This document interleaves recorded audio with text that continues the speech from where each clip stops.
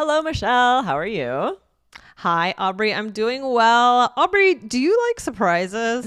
I love surprises. I am a huge fan of surprises. Like, it is my dream for someone to throw me a surprise party that I don't see coming. It's yet to happen. Don't tell my husband, but he threw me a surprise party once that I pretended I did not know about, but something happened that gave it away. But I wanted him to be happy that he had surprised me, so I like pretended to be surprised, and I was like, so excited. I've never told him.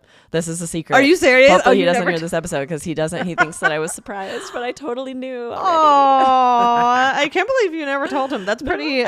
You're strong. Because I think it would hurt his feelings. He was so excited to have surprised me, and I was just so happy he had tried to surprise me that I was so happy that I was still like, it's not like I was told. I was excited that anyone had even tried to surprise me, because it's hard to do. It's hard to pull off a surprise party. It definitely is. Yeah, it's tricky. So but one day maybe I'll actually be surprised. Yes, I hope so. So today we're going to talk about a funny little expression with the word surprise. So I thought that this was important to just review, because Aubrey, how do we spell surprise? Oh yeah, there's a silent R there, right? It's S-U-R. So silly. P-R-I-S-E. And we don't really say that R. We don't say surprise. Surprise. It would be hard to say that. So we kind of say surprise and just ignore that first R. Yeah. I think sometimes native speakers spell this wrong just because, you don't hear that R at all. So yeah, interesting. So guys, remember to hit follow wherever you're listening to the All Ears English podcast or watching us on YouTube, so that you never miss anything. So let's hop to it. So Aubrey, what is the expression for today? It's surprise, surprise. And we usually use really fun intonation like that. I say this a lot. I hear it a lot. What about you, Michelle? Yes. Yeah, absolutely. I think that's what inspired this episode. I probably said it or heard it or but this is interesting, because what does it actually mean? I mean, is it sarcastic? Is it genuine? What is it? It's very sarcastic. If it's genuine, you're going to say surprise once. Surprise!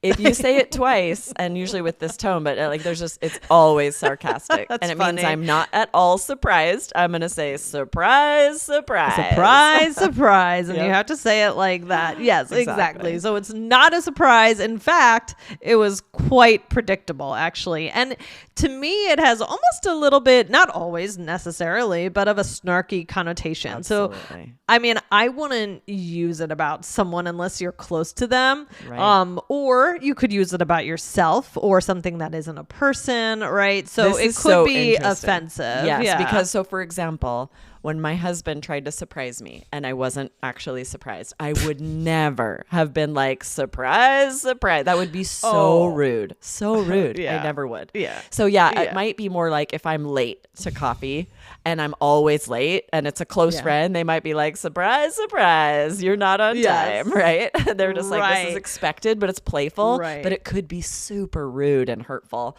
depending on the context. Exactly. So let's do some examples. So here's one. The train is late again. Surprise, surprise. So it's always late. You're not going to offend the train. That's right. So you can use it. Right, exactly. But if it's like the person who picks you up for work in a carpool, if they're always late, it would be so rude to be like, you're late again. Surprise, surprise. And they'd be like, I'm picking you up. How about you get kicked out of the carpool? Show a little bit of respect. Traffic was bad. Give me a break. Or here's another one. So again, I said you can use it about yourself. So for example, I can't find my phone again. Surprise, surprise. So it's a little self-deprecating. I don't know about you, Michelle, but I'm constantly trying to find my phone lately. I think it's the perimenopausal brain fog. I'm going to admit that. But and so the other day, my husband was like, what if you choose like 2 places in the house to put it? So you always know those are the 2 places that you could find it. Sweet. And my response was, can you stop trying to fix it and just help me find my phone? We are late. We need to go. But also, that was really good advice, and I need to take it. Because I'm always looking for my phone. I got that. Do you ever look for your phone while you're on the phone? While I'm holding it? Yes. Yeah. Like, where did I put my phone? Where is my phone? It's in my hand. That's the worst. That's when you have that moment where you realize that you're holding your phone and you're looking for it. Or I can't find my sunglasses and they're on my head. Yeah. It's a humbling moment. It is humbling. I'm like, oh, that's fun. That was fun. What just happened there? Yeah, exactly. Or here's another one. He canceled on us again. Surprise, surprise. So yeah, you wouldn't say that to the person, but I mean, I guess if you're just it depends on the relationship, right? If it were my brother and we're really close and he's always canceling, I might be like, oh, canceling on me again, eh? Surprise, surprise. Because it's playful. It depends on the relationship and how mean, because if it's something like my husband, like if he's put a lot of work into the surprise and he's so excited to surprise me, I think the nice thing to do is what I did, is to pretend I'm surprised and be so grateful for their effort instead of being like, oh, like, it's so interesting how it just depends. Sometimes it could be rude and sometimes it's just playful. Yeah, exactly. So let's do a couple little role plays. I'll start us out. Right. Are you ready? Yeah, you can start us out. Right. Yep. Oh gosh, I got caught up in my work. My boss assigned me a last minute deadline again. Oh, surprise, surprise. I feel like you should have a talk with him. Yeah, that's a good example, right? If you're venting a lot about someone you're dating or a boss or something, whoever you're venting to is going to start probably like seeing the patterns and losing respect. So they might say something like this: surprise, surprise. You're always telling me how frustrated you are with this person. Yeah, exactly. Or here's another one. All right. Which restaurant should we go to? I kind of made a reservation at Kayla's again. Surprise, surprise. We can't seem to stay away from that place. It's the best. So that's like a positive way. I mean, you're like, you're kind of making fun of us you want together. To go there again because it's where you always want to go. And it's not a bad thing. It's just fun. It's like on Seinfeld, like they're always, or on Friends, like they're always going to the same place. Surprise, surprise, I'm finding you here, right? Surprise, surprise, we're at Central Park again. Right? Yes, exactly.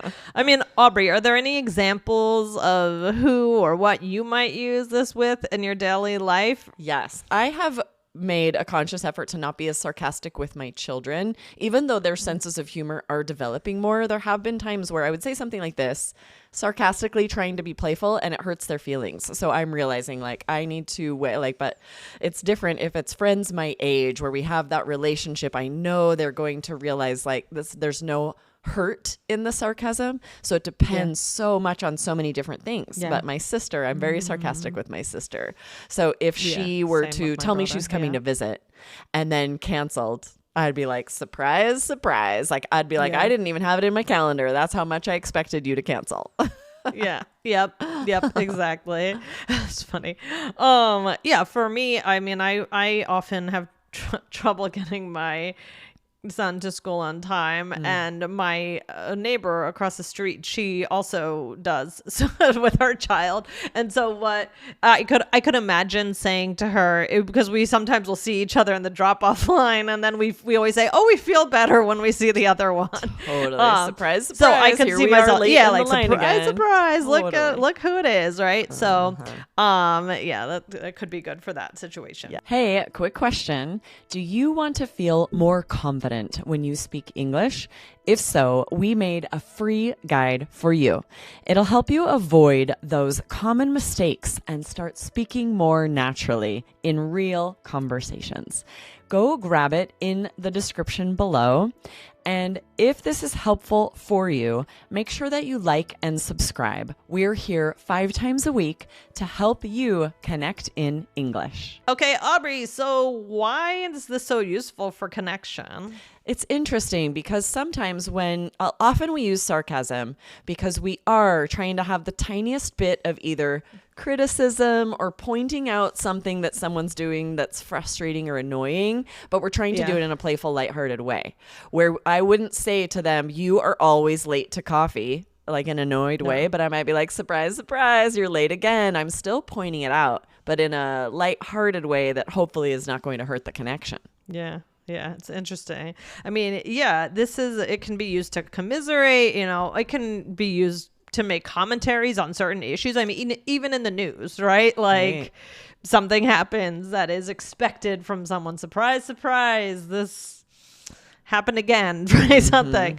Totally. But it can be used commonly to talk about things like habits or quality of something, or like I said, the news cycle, self-deprecation. Anything else you think is important to point out? I'm going to say lately more and more the patriarchy, which I know is come, and everyone kind of has different ideals and it's different for every culture. But more and more I will like point out to a friend if something happens that I feel is in some way related to the patriarchy, I'll say, right? If something happens where I feel like I'm treated with a little bit less respect than I would if I were a man, for example, I might say to a friend, surprise, surprise. And I'm trying not to be upset about it. I'm recognizing I'm not getting upset about people because I recognize we all grew up in the same system. It's just sort of the way it is. And so I'll kind of fight against or push against it a little bit, but I'm recognizing like it's just kind of, it is what it is a little bit. And this, I might say this, just like surprise, surprise. Surprise, surprise. Yeah, that's a good example. Surprise, surprise. The patriarchy exists. But okay, well, here are some things you might also say that have the same feel. So the first one is shocker, or that's a shocker. Yes, right. For example, Tim forgot to bring his lunch to school again. Shocker, right? These are so interesting because they can be playful and lighthearted, but they can really come across as brusque, we'll say, like kind of rude, really critical. So I would be careful with all of these for sure. You have to be, yes, exactly. I feel like I plan a lot of episodes where it's like, oh, but we have to be careful. Yes, we have to, like, we do say this and we will hear this and we see it on sitcoms, but in real life, if I knew a mom who often didn't send their kid to school with lunch or whatever, and another mom said to me, oh, Tim forgot to bring his school, I would never say to that mom, shocker. Like, that's so rude to like make this sort of unspoken criticism of the parenting or that child or whatever. It's so right. tricky. But if you were saying it to if your child had like a constant habit of forgetting something and you always had to drop it off, you might say to Cole, like, maybe, true. Maybe. I wouldn't say it to my child or about another parent or another child, but I might say it to my partner, just kind of like, or about myself, especially like, I forgot to send a lunch with Will again. Shocker. I'm saying it about me, like it's self-deprecating for sure. Right. I think self-deprecating is pretty much the always most safe, common, unless you do it all the time and then you just sound like you hate yourself. So we have to be careful about that too. Even then, we don't want to be too self-deprecating too often. Very interesting. Yeah. But this next one I like. It figures, or just figures, right? Or it figures, right. So he didn't feel comfortable giving me his social security number over the phone. Figures. Yeah. So maybe that person's just extra cautious, like, you're just commenting on that, but or you're saying figures like, I understand. That makes sense. Like I would do the same. Exactly. Figures. Yes. So figures is interesting. This kind of situation kind of means like that makes sense. I would do the same thing, but we could use these pretty interchangeably. If someone's like, oh, Tim forgot to bring his school to figures, that's kind of the same as shocker. I'm saying like, well, that makes sense. That tracks. That's what I would expect because it happens a lot, right? Very interesting. All right, we'll do one more. So this is, of course. I like this one. I use this a lot. Yeah. Of course she was. Of course they were. Yes, of course it has. Right. Like, so just, I think it's best said with an example. The bus hasn't even left yet. Of course it hasn't. This is, I think, really trendy right now. It is. I do it a lot. I hear my kids say it a lot. It's very popular, very trendy. I say this quite a bit. I think the last time I said it, my husband will often meet for drinks with a neighbor friend, and I couldn't find him. And then when I got a hold of him, he's like, oh, I'm at my friend's having a drink. And I was like, of course you are. And there's not really, it's less, I feel like there's less judgment and rude. It's more playful to be like cuter. Right. It's a little more playful. It is a little cuter. Of course you are. A little more kind. Yeah, we could do a whole episode about this one actually, because this is really common. So maybe we'll come back to us.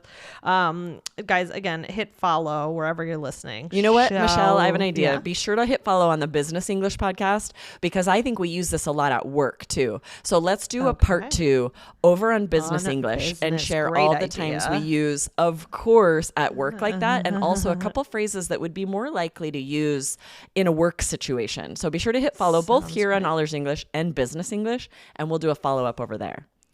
Perfect. All right, that's exciting. Okay, so here in this role play, we are on our way to the airport for a trip. Ooh, where are we going, Michelle? I want to go on a trip I don't with know. You. Somewhere fun. Somewhere fun. Anywhere. I'm in. Let's do it. All right. Oh, man, the flight is delayed. Of course it is. Yeah, should we turn around? No, let's just go and get settled. Plus, I have tons of things I want to buy at the airport. Surprise, surprise. Ah, you know me. Oh, good. Jason just texted me that he didn't pack me my snacks. That's a shocker. He seems to forget that all the time. Figures. Yep, he's a forgetful one. This is so funny that someone else is supposed to pack you your snacks. Is he your assistant? Yeah. He's like your personal assistant. I don't know. I'm thinking of a husband or I guess it could be a personal assistant. It's so funny. I love it. And this is funny because this is so not me. I hate shopping. I never buy anything at an airport ever. So this is definitely a role play about someone else who is not me. Not you. All right. So I said the flight is delayed and you said, of course it is. And so this is like, it's like flights are delayed all the time. Like this is expected, but also like frustrating. Great luck. It's exactly. Yeah, all of these expected, but also frustrated. Yes, exactly. And that's what all of these are. You could say any of these figures. Oh, what a shocker. Because all I mean is like, of course it's delayed. Flights are always delayed and it's so annoying. That's, you know what? I'm realizing, Michelle, this is why there are so many situations where we won't say that because all of these don't just mean that's unsurprising. It also means that's unsurprising and it's annoying. It's frustrating. Yeah. There's this underlying current of, I find that irritating. And so we'll say it self-deprecating about an airline that's delayed, but we would be careful not to say it about like a child or someone else's child or a parent because that is there, this underlying current of irritation about it. Yes. Right? Yes. That's a very good point. Yeah. That's why. We're like, why? Why are we be careful? Be careful. This is why. There's an implication that you're irritated about that this happens a lot. Right. Exactly. That's a good point. I'm glad we figured that out. And then you said, surprise, like, I'm going to buy all this stuff at the airport. And you know me to be a compulsive shopper. So you say, surprise, surprise, which would work if I constantly, I'm like, let's get to the airport an hour early so I can buy all this stuff in the duty-free shops. Then, you'd be like, surprise, surprise. Right. This is imagining we're close. We kind of jab at each other and that's okay. So that, sometimes and it's probably something but here we're not. I'm not frustrated. No, exactly, and it's probably something that I have pointed out about myself. Like this is something I own. I'm like, I love shopping at airports. You know that I've been vocal about this before, and so you can make a joke about it because I've already made that joke about myself. Is probably the case for you to say that. Right. And then I said, Jason just texted me that he didn't pack me my snacks. That's a shocker. So he's a little bit forgetful. Yes, right. Whoever this is packing your snacks is constantly forgetting to pack you your snacks, which I just find so funny because I don't know about you, Michelle, but I have to pack my own snacks. No one else is packing snacks for me. I wonder why I needed someone to pack. I love it. I think it's so funny. I would love to be a person who has someone packing snacks for me. Yeah, that would be great. Personal assistant. I don't have that person. I guess kids get their snacks packed. But not exactly. Adults. So funny. And then I just said, he forgets that all the time. Figures. You need a new personal assistant. I do. Oh my gosh. So guys, if you haven't already, check out a recent episode we did. It was episode 2659. Don't be thrown off by this vocabulary. Yes, that was so great. That was answering a really good question we got from a listener of ways to talk about schedules being interrupted. That's a very common thing, happens to all of us. So go check that one out and be sure again to follow on Business English so that you can get the follow-up to this episode. All right. Yes. And takeaway for today is, be careful with these, but they are very common. You will hear them.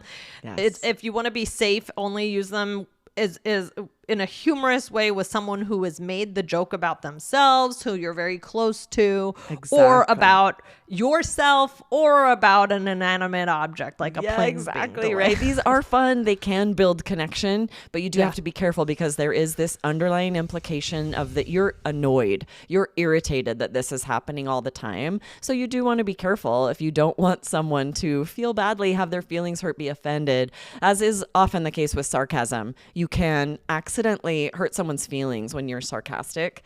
So definitely a good thing to keep in mind. Yes.